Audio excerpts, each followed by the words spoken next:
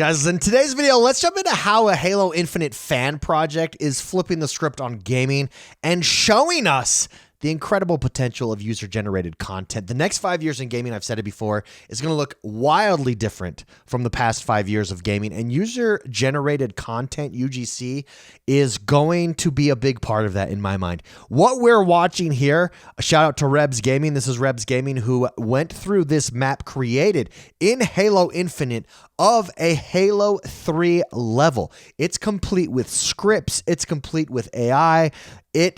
It's basically a remaster of Halo 3, a level in Halo 3, completely done by a user in Forge, and it's amazing. I love going through and watching this. Now, it was created by Unbroken Onyx, so shout out to Unbroken Onyx. You can go and search for that in Halo Infinite right now and check it out. Check it out, though. Here's some bad guys here running.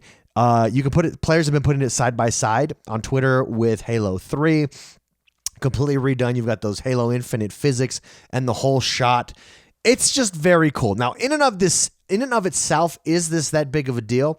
Not really. There's a lot of things like this. For instance, Fortnite has a creation mode. Minecraft has had creation mode for a while. But I do think this is the direction in the future of gaming. And I think as developers fine-tune their tools that gamers can use, your average gamer can use, we're going to get more and more of this advanced, completely recreating what it took whole development teams to create in the past inside of a game.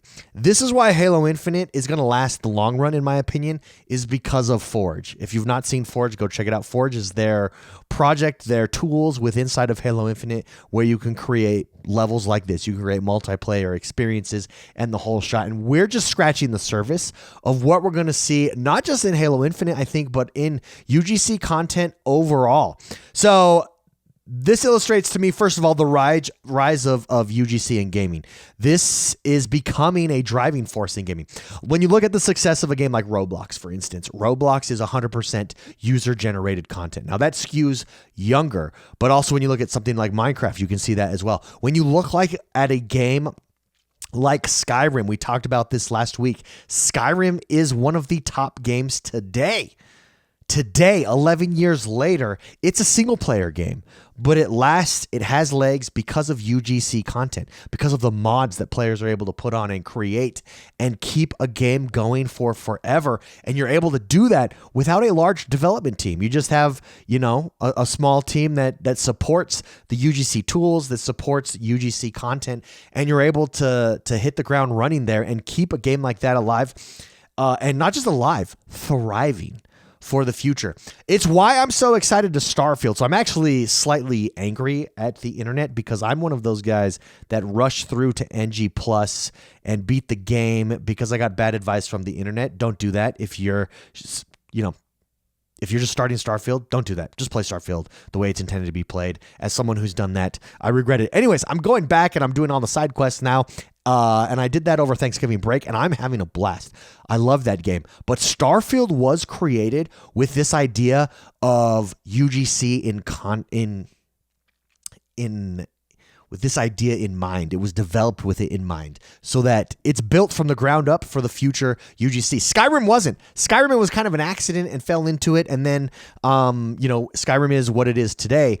But Starfield, that's why I'm so excited for Starfield. I'm excited to see what players are able to do with things going forward, where this goes, how it changes, how it evolves from here.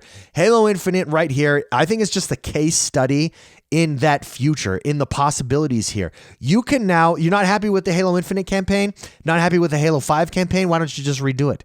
Players are going to be able to redo it. Teams of players are going to be able to redo it.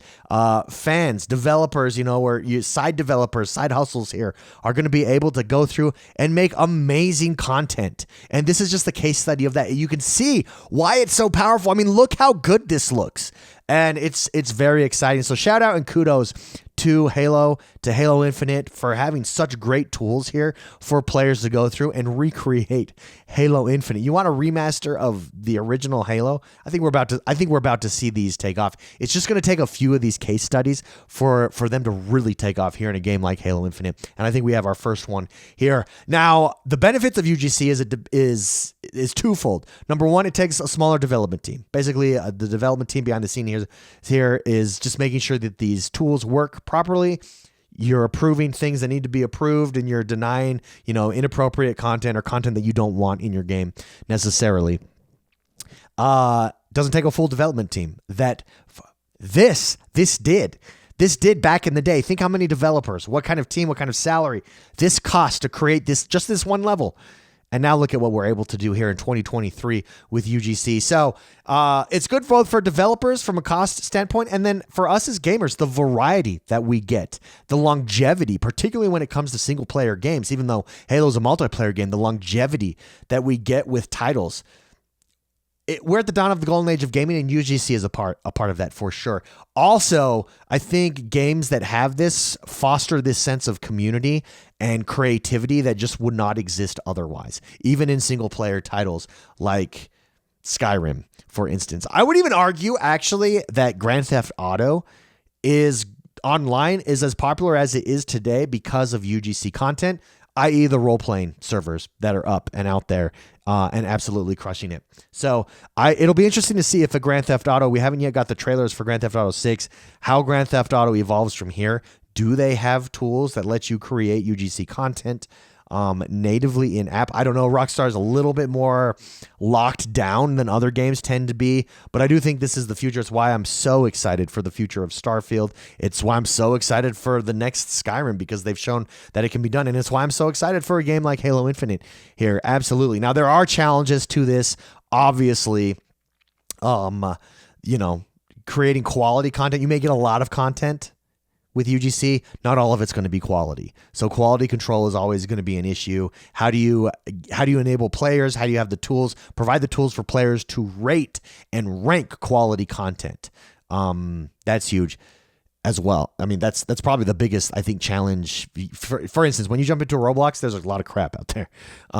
When you jump into even Minecraft, there's a lot of crap out there. You've got to kind of weed through it to find out, hey, what's really good, what's not, and let the cream rise to the crop. And having good tools that allow that to happen and allow it to happen in a way that doesn't game the system is, I think, probably the biggest challenge. The opportunity here is imagine this guy. So this is Unbroken Onyx. I don't know Unbroken Onyx's story. I don't know if he's, just a kid in his room or an older gentleman. I don't know if he has development experience.